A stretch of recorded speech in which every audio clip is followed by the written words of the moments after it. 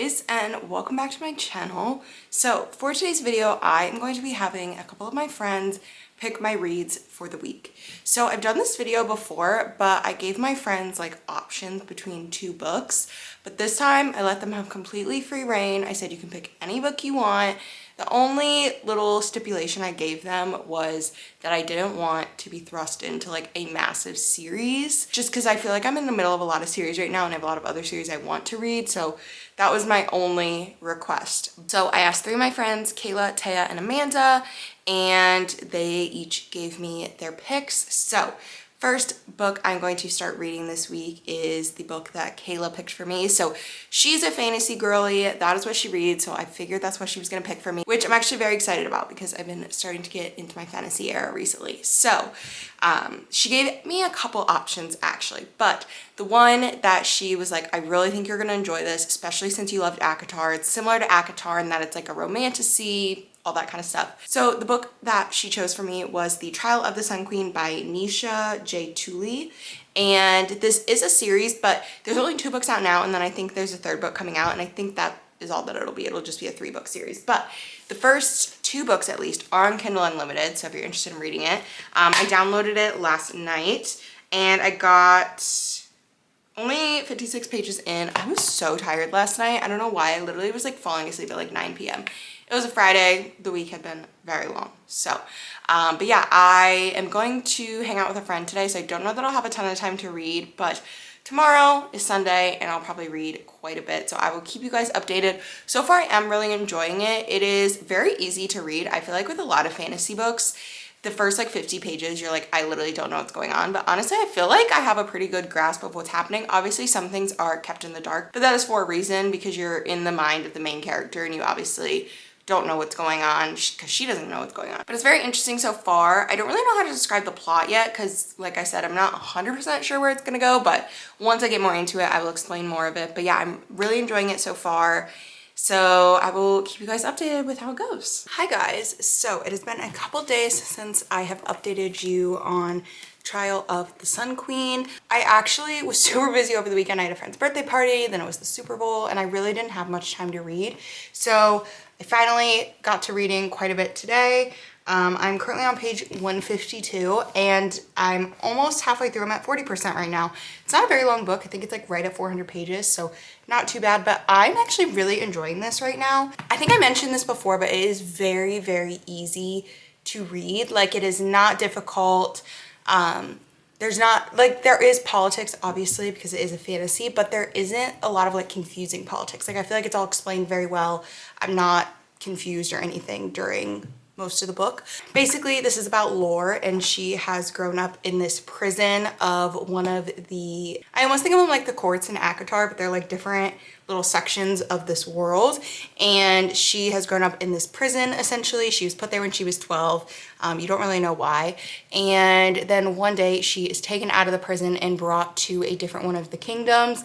And she has found out that she's a part of the trials to be the new Sun Queen. This kingdom is like the Sun Kingdom, essentially. And the Sun King, Atlas, is looking for his new wife. And basically, 10 women are up to be, potentially to be his wife. And there's like a set of trials, and you have to figure out which one is going to be his wife. So honestly, it almost reminds me of like Bachelor a little bit because you have these 10 women that are like competing for him. But she's not a part of this kingdom, so she doesn't know why she got brought in, why she was chosen, and then all of that starts to kind of get explained. It is really interesting. I am intrigued to see where this goes because also you're getting the point of view of the kingdom that she is from, that king's son. So you're getting his point of view, but they haven't even met yet, and we're already 150 pages in, and I feel like that's where I think those are the two that have the love story. I mean, I would assume because those are the two point of views that you're getting. But I'm trying to figure out where their connection is going to come in and like how that's going to come into play. So I'm very excited to keep reading and see where this goes. I'm really, really enjoying it so far. And I feel like it's very fast paced. Like, I'm reading it very quickly. Like I said, everything is explained super well, and I feel like I'm just able to get through it really quick. So earlier today, I finished Trial of the Sun Queen, and oh my gosh, it was so good. The ending is crazy. Like, I literally immediately texted Kayla and was like, wait, did I like read that right? Like, is that what actually just happened? It was insane. So good. I loved it so much. If you liked ACOTAR or just like fantasy in general and want like an easy to read fantasy, I highly recommend this. It was so good. There's a second book out, which I cannot wait to get into. And the third book comes out in June. And I believe that's the last book. I think it's just going to be a trilogy. I'm not 100% sure though, but wow, it was amazing. The ending had such a big twist. And so I literally can't wait to get into the next book to see what happens. But I think I would give it about 4 stars. I want to say maybe 4.5. I don't know, I feel like 4 feels good. I think I'm gonna stick with 4. This person that I asked to pick a book for me was my friend Amanda, and gave her the same rules. You can literally pick any book you want. And she picked this series that she actually started reading recently. They are all standalones, but you can also read them as a series. But this is the first book. It is called Bringing Down the Duke by Evie Dunmore, and this is in the League of Extraordinary Women, is like what the series is called. And these are all like historical romances. So this one is set in England in 1879. I'm not sure if they're all set in that time frame or if they're a little bit different, but she was like, it is so fun because you get like this historical element, but there's also romance, and I don't know, I'm very excited to read this. I have not really read a like historical romance like this, so I'm really intrigued to see what it's like.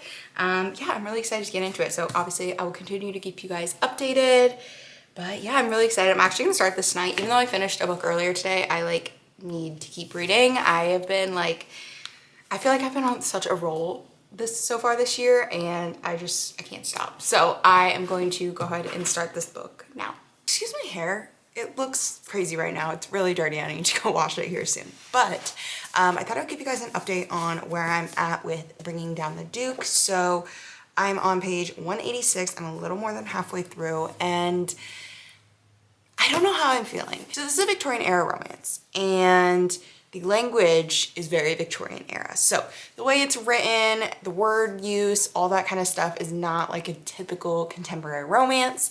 And it is a little confusing to follow. Just parts of the language, I noticed myself having to reread sections and being like, wait, what are they talking about? Also, they don't really explain anything about this time period in England. They kind of just jump in assuming that you know what was going on, and also that you know like British culture and how their government is set up, which I don't know. So it is a little bit confusing. They're mentioning like dukes and lords and ladies, and I'm like, I don't know what they do. Also, there are just certain things where I'm finding myself very confused. The first like 50, 60 pages of the book, I truly had no idea what was going on. I'm starting to understand a little bit more, but it is still kind of confusing at parts.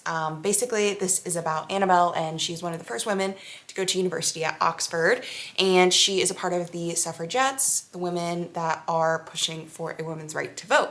So they are like targeting men of power to get on their side so they can kind of petition in parliament and in their government, whatever it is, to allow women the right to vote. So she ends up kind of deciding that she's going to go after this duke because they know that if they can get his vote, then he'll be able to influence everybody else. She's kind of going after him, kind of trying to persuade him, but then she starts to develop feelings for him, and I don't know, I just feel like a lot of it is very confusing. I don't feel like it's explained super well, but I feel like I'm starting to get in a point of the storyline where I'm starting to understand more. Like I said, I'm a little over halfway through. I would love to finish it tonight. We will see. I think it's about 6 o'clock or something. Oh, yeah, 6 o'clock. So I'm gonna try and finish it tonight. We'll see, but I will obviously keep you guys updated. But yeah, I am like struggling a little bit with just the verbiage and everything, but it is starting to get a little bit easier to understand. So it is the next day, and I finished Bringing Down the Duke last night, and I ended up giving it 3 stars. It was good. The ending definitely redeemed the like first probably 2/3 of the book, but I still wouldn't say that I was like obsessed with it. I just don't think this sort of like historical romance, or at least in this time period, is for me.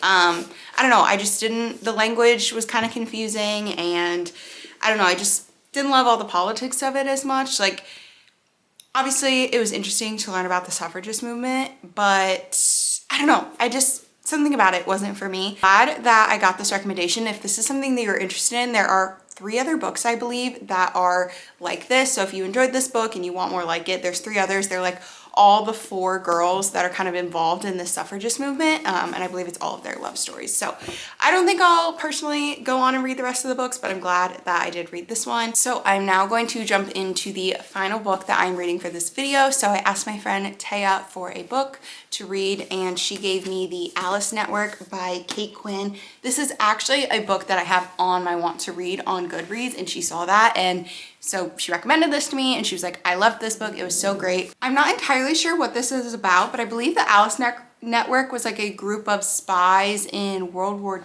II maybe, or World War I.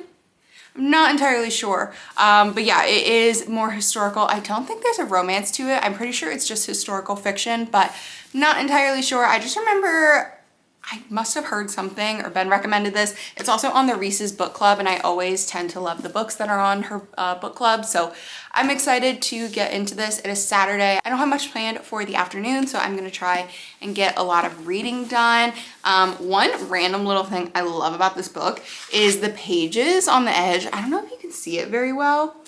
I don't know if this is focusing, but like the pages on the edge are kind of like worn and like torn, and it makes it seem like this is like old like notebook or something that's like been ripped up. I don't know, I just think it's cool. Just a random little tidbit. But yeah, so I'm going to go ahead and get started with the Alice Network. Okay, so I started the Alice Network yesterday, and I got about 75 pages in, and I am liking it so far. It is a little confusing to get into it at first, just because there are 2 timelines, but then they like kind of converge. So it's basically of Eve's timeline in 1915 prior to World War I, and she wants to fight for her country, but she can't because she's a woman. And then she ends up getting a chance to fight, but as a spy.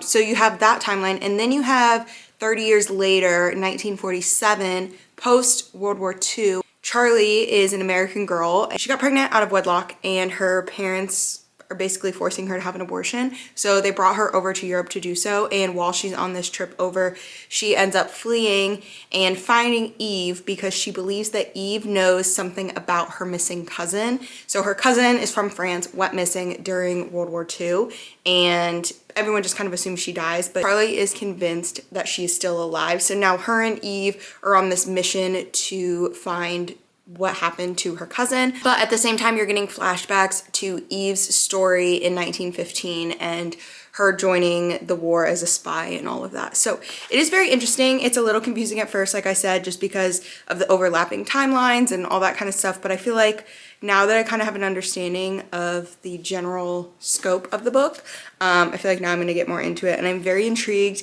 It is Sunday afternoon, and I am literally doing nothing today. Like, I've done all my chores, I've done everything I need to do. It's 12:30 now, and I literally am going to read all day. Like, that is my only plan, is to read all day. So I will keep you guys updated and let you know how it's going. So last night I finished The Alice Network by Kate Quinn, and I loved it so much. I gave it 4.5 stars.